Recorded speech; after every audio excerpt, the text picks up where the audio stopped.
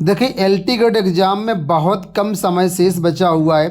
6 दिसंबर से आपकी परीक्षाएं प्रारंभ हैं। लगभग 15 दिन का समय शेष है। तो कैसे 15 दिन में हम अपनी बेहतरीन तैयारी करें और इस एग्ज़ाम को फर्स्ट अटेम्प्ट में क्वालिफाई कर दें। यहाँ पर मैं आपको फर्स्ट अटेम्प्ट में क्वालिफाई करने की पूरी स्ट्रेटजी विद स्टडी प्लान में आपको बताऊँगा, तो वीडियो को आप लोग अंत तक देखना। इसके साथ ही इस वीडियो में हम बात करेंगे शिक्षा सेवा चयन आयोग से नए विज्ञापन के बारे में, जिसका आप सभी को इंतज़ार था। तो चलिए शुरुआत करते हैं इस वीडियो की। पहले एलटी ग्रेड के लिए सूचना। एलटी ग्रेड की तैयारी कर रहे सभी छात्रों के लिए चक्षु प्रकाशन की तरफ से यहाँ पर देखिए सामान्य अध्ययन की यानी कि भाग फर्स्ट की एक कंप्लीट बुक है। इसमें लोक सेवा आयोग द्वारा जो भी सिलेबस जारी किया गया है जीएस का संपूर्ण सिलेबस को कवर किया गया है। इसके साथ ही 2019 का जो आपका पेपर है उसको भी सॉल्व करके दिया गया है। लेटेस्ट पाठ्यक्रम एवं परीक्षा पैटर्न पर ये आपकी एक पुस्तक है जो कि मार्केट में इस कैटेगरी की जितनी भी पुस्तक हैं उनमें सबसे अच्छी बुक है। ये 1800 से ज़्यादा बहुविकल्पी प्रश्न है और 100% सिलेबस पर आधारित यह बुक है। एलटी ग्रेड में जीएस आपका 30 नंबर का और सब्जेक्ट आपका 120 प्रश्न है। तो ये बुक आपके 30 नंबर को कवर करेगी। परीक्षा में क्वालिफाई होने के लिए 30 नंबर को आप बिल्कुल भी इग्नोर नहीं कर सकते हैं, तो आपको ये चीज़ें पढ़नी पड़ेगी। कंटेंट यहाँ पर इस तरीके से मिलेगा। आप इसकी बुक की काफ़ी भाषा आसान है, कोई भी एवरेज विद्यार्थी काफ़ी आसानी से बड़ी अच्छी तैयारी कर सकता है। जीएस बुक के साथ साथ इनकी अलग अलग सब्जेक्ट की बुक भी आती है, जैसे कि हिंदी, गृह विज्ञान, गणित, इंग्लिश, विज्ञान, जीव विज्ञान, सामाजिक विज्ञान, कंप्यूटर, संस्कृत, कला। तो इन बुक्स को भी आप परचेज कर सकते हैं, जिससे आपकी तैयारी बहुत अच्छी हो जाएगी। ये सभी बुक्स आपको अमेजन, फ्लिपकार्ट, मीशो और चक्षुबुक्स.com की वेबसाइट पर भी मिल जाएंगी। तो लिंक वीडियो के डिस्क्रिप्शन बॉक्स में दिएगा, आप लोग इनको ऑनलाइन परचेज कर सकते हैं घर बैठ। चलिए सबसे पहले यहाँ पर हम बात कर लेते हैं शिक्षा सेवा चयन आयोग की खबर के बारे में। दोस्तों आप लोग जानते हैं शिक्षा सेवा चयन आयोग में अध्यक्ष ने इस्तीफ़ा दे दिया था। उसके बाद विज्ञापन जारी किया गया था सितंबर के महीने में। 21 अक्टूबर तक फॉर्म भराए गए थे। उसके बाद भी कोई भी अध्यक्ष नहीं मिल पाया। तो फाइनली आप लोग जानते होंगे कि अध्यक्ष के लिए दोबारा नोटिफिकेशन जारी होना था। तो ये दोबारा नोटिफिकेशन जारी कर दिया गया। अध्यक्ष की भर्ती के लिए विज्ञापन जारी किया गया है, उसकी नोटिस आपके सामने है। तो यहाँ पर देखिए बताया गया है कि उत्तर प्रदेश शिक्षा सेवा चयन आयोग में एक अध्यक्ष पद पर नियुक्ति के लिए आवेदन पत्र, बायोडाटा सहित निर्धारित प्रारूप पर आमंत्रित किए जाते हैं। आवेदन पत्र प्राप्त करने की जो अंतिम डेट है वो 10 दिसंबर 2025 शाम 6 बजे तक रहेगी। अंतिम तिथि के बाद जो भी आवेदन आएंगे उस पर विचार नहीं किया जाएगा। इस पर ऑफलाइन फॉर्म भरना है। तो यहाँ पर ये एड्रेस दिया गया, विशेष सचिव उच्च शिक्षा अनुभाग 5, नवीन भवन, कक्ष संख्या 40, उत्तर प्रदेश शासन, लखनऊ के नाम से पंजीकृत डाक के माध्यम से आवेदन भेजना है अध्यक्ष के पद के लिए। अब क्या क्या योग्यता है वो भी मेंशन की गई है। तो जो भी अभ्यर्थी निर्धारित योग्यता रखते हैं, अधिकतम एज 65 वर्ष तक की है, तो वो लोग यहाँ पर आवेदन कर सकते हैं। वेतनमान यहाँ पर 1,75,000 रुपये और साथ में जो भी भत्ते होंगे वो दिए जाएंगे। तो गिरजेश कुमार त्यागी जी की तरफ से, जो कि विशेष सचिव हैं, नोटिफिकेशन जारी कर दिया गया है। तो अब 10 दिसंबर तक फॉर्म भरे जाएंगे। उसके बाद उम्मीद है कि सब कुछ ठीक ठाक रहेगा। तो आपको दिसंबर में नया अध्यक्ष मिल जाएगा और हमको नया अध्यक्ष का इंतजार है। नया अध्यक्ष आएगा तो आगे जो भी भर्ती प्रक्रिया होगी वो कंप्लीट होगी। टीजीटी, पीजीटी, यूपी टेट और जो भी नई वैकेंसी जानी है उन सब पर काम शुरू होगा। तब तक आप लोग जो है थोड़ा सा इंतज़ार करना पड़ेगा और बाकी एग्ज़ाम को फोकस करना होगा। अब दोस्तों हम लोग बात करते हैं एलटी ग्रेड के बारे में। यहाँ पर मैंने कंप्लीट नोट्स बनाए हैं किस तरीके से आप अपनी तैयारी करेंगे। पूरा स्टडी प्लान है 15 दिन का। तो सबसे पहले यहाँ पर देखिए 15 दिनों के अनुसार ही हमने प्लान बनाया हुआ है फर्स्ट अटेम्प्ट में कैसे क्वालिफाई करें। 6 और 7 दिसंबर को पहली परीक्षाएं, उसके बाद 21 दिसंबर को परीक्षाएं, उसके बाद जनवरी में कुछ परीक्षाएं लगी हुई हैं। आप लोग जानते होंगे इसमें 150 क्वेश्चन आपकी परीक्षा में आने हैं। एक क्वेश्चन 2 नंबर का होगा, तो 300 नंबर का यहाँ पर आपको पेपर आपका होना है, ठीक है। और 1/3 की नेगेटिव मार्किंग भी है, इसका भी आपको ध्यान रखना है। तो सबसे पहले अगर मोटा माटी बात करें यहाँ पर हम लोग कि एग्ज़ाम में आपको स्कोर लाना, अच्छा स्कोर लाना पड़ेगा, क्योंकि यहाँ पर मिनिमम पासिंग मार्क्स तो 40% दोस्तों रखा गया, लेकिन 40% मार्क्स लाने से कुछ नहीं होगा। आपको थोड़ा सा रैंक में भी आना होगा, क्योंकि सिर्फ 15 गुना अभ्यर्थियों को ही क्वालिफाई कराया जाएगा मेंस में, तो प्री में भी अच्छे मार्क्स आपको लाने पड़ेंगे। ठीक है, तो आपको यहाँ पर अच्छे मार्क्स लाने पड़ेंगे। कैसे लाने पड़ेंगे उसके लिए यहाँ पर देखिए कुछ टिप्स हैं। तो पहले हम लोग प्लान की बात कर लेते हैं। 15 दिन का जो प्लान बनेगा वो कैसे बनेगा। तो यहाँ पर पूरे प्लान को हमने 4 पार्ट में डिवाइड किया है।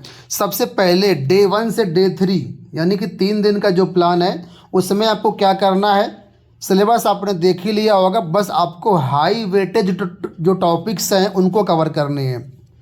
आप थोड़ा सा एनालिसिस करिए कि आपकी परीक्षा में कौन कौन से ऐसे टॉपिक जिनका वेटेज हाई है। अब ये कैसे कर पाएंगे, तो जो प्रीवियस ईयर क्वेश्चन आपने देखा होगा एलटी ग्रेड का, ठीक है, या जो मोस्ट इम्पोर्टेंट अलग अलग परीक्षाओं में क्वेश्चन होते हैं उनका थोड़ा सा पता लगाइए और उसके हिसाब से आप प्लान करिए कि ये मेरे लिए मोस्ट इम्पॉर्टेंट टॉपिक है और उनको आपको पहले कवर करना है। इसमें जीके भी आपको कवर करना होगा और साथ में जो आपका सब्जेक्ट पेपर है, ठीक है, सब्जेक्ट भी कवर करना होगा।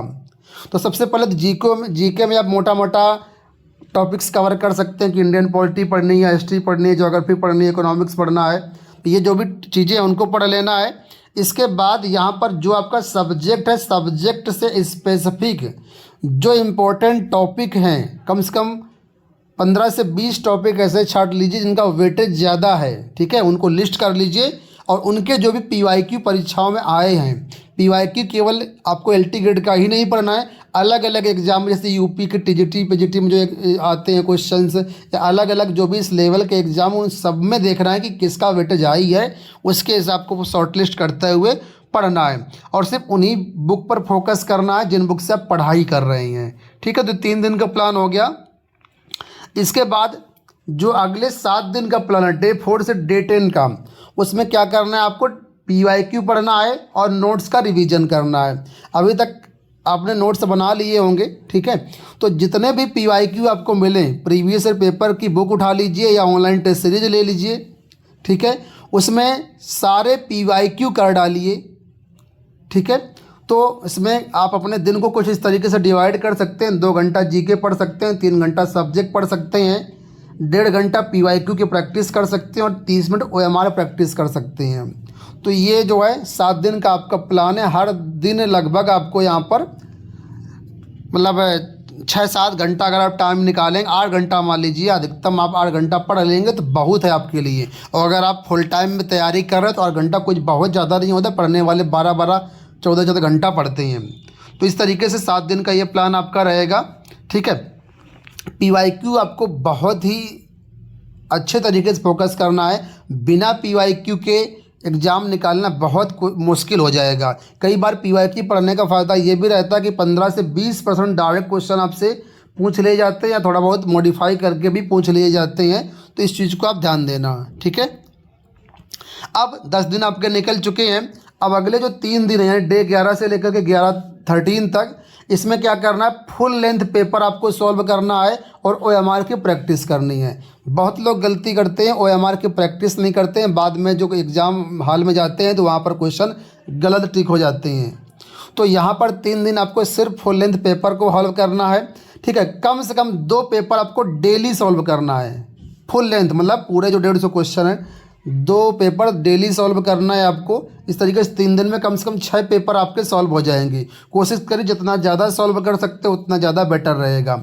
और पेपर सॉल्व करने के बाद 1 घंटे एनालिसिस में ज़रूर लगाइए कि आपके कितने क्वेश्चन आए, ठीक है, आपने कितने आंसर किए, उसमें गलत कितने हुए, नेगेटिव मार्किंग भी है तो उसका भी ध्यान में आपको यहाँ पर रखना है। और उन गलतियों को नोट करो कि कौन कौन से टॉपिक के क्वेश्चन मेरे गलत हो रहे हैं और उन क्वेश्चन को दोबारा से देखो, समझो।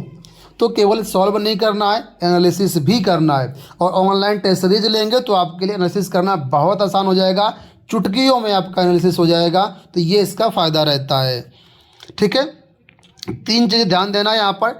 टाइम मैनेजमेंट आपको करना ज़रूरी है। जब आप पीवाईक्यू सॉल्व करें तो विद टाइमर घड़ी का 2 घंटा ही आपको लेना है, ना कम ना ज़्यादा। इसीलिए ऑनलाइन टेस्ट सीरीज रहेगी, तो वहाँ पर टाइमर चलता रहेगा, टाइम मैनेजमेंट आप अच्छे से कर पाओगे। ठीक है, OMR भरने में सावधानी बरतना है और नेगेटिव मार्किंग का बिल्कुल ध्यान में रखना है। 1/3 की नेगेटिव मार्किंग है, गेस बिल्कुल भी नहीं करना है। जो इंपॉर्टेंट क्वेश्चन है जो आते हैं उन्हीं को सही करना है, या थोड़ा बहुत गेस करना, थोड़ा बहुत कर सकते हो, ज़्यादा नहीं। अब अगले लास्ट 2 दिन का जो प्लान है कुछ इस तरीके से रहेगा। केवल आपको लास्ट 2 दिन में रिवीजन करना है और जो इम्पोर्टेंट टॉपिक है, जैसे सपोज करो आपका मैथ का सब्जेक्ट है तो उसके जो इम्पोर्टेंट फार्मूला है उन पर काम करना है। साइंस का तो इम्पोर्टेंट जो फार्मूला उस पर काम करना है। ठीक है, तो अगले 2 दिन में क्या करेंगे, बाकी सब्जेक्ट वाले आपको पॉलिटी वन लाइनर्स पढ़ना है, मॉडर्न हिस्ट्री वन लाइनर पढ़ना है, टाइमलाइन जो डेट वगैरह रहती हैं हिस्ट्री में उनको पढ़ना है, जीके के फैक्ट पढ़ना है, यूपी का जीके पढ़ना है, उत्तराखंड लिखा हुआ है यहाँ पर, यूपी लिखना है आपको, यूपी का जीके पढ़ना है, सब्जेक्ट के शॉर्ट नोट्स आपको पढ़ना है और जो मिस्टेक जहाँ पर होती है उनको सॉर्ट आउट करना, मिस्टेक्स को सुधारना है। लास्ट के 2 दिन में ध्यान रखना कुछ भी नया मत पढ़ो, जो पढ़ चुके हैं उसी का सिर्फ रिवीजन करना है आपको और कुछ नहीं करना है। ठीक है, तो इस तरीके से आपको पढ़ना है और जो है जोश रखना है, एनर्जी रखना है, कॉन्फिडेंस रखना है, कॉन्फिडेंस को गिरने नहीं देना है। तो इस तरीके से आप पढ़ेंगे तो यहाँ पर एग्ज़ाम जो है आपका बिल्कुल निकलेगा, कोई दिक्कत की बात नहीं है। कुछ चीज़ें हैं जिसको आपको यहाँ पर और काम करना होगा। पहली बात, लास्ट में आपको नई बुक बिल्कुल भी नहीं खोलना है। जिस बुक से आप पढ़ते रहे उसी बुक को फोकस करना है, गेस नहीं करना है, रात भर जाग करके नहीं पढ़ना है। रात भर जागोगे तो फिर क्या होगा, दिन में आप आलसाओगे, तो इस चीज़ का ध्यान रखना है। नींद पूरी नहीं होगी तो दिमाग आपका सही नहीं रहेगा। ठीक है, और लास्ट में कोई बड़ा टॉपिक नहीं उठाना, इस चीज़ को फोकस करके आप करेंगे तो मुझे लगता है आपका एग्ज़ाम बिल्कुल निकलेगा। तो मोटी मोटी मैंने आपको यहाँ पर स्ट्रेटजी बता दी है, अब इसको फॉलो करिए आप लोग, सिलेक्शन ज़रूर होगा। धन्यवाद।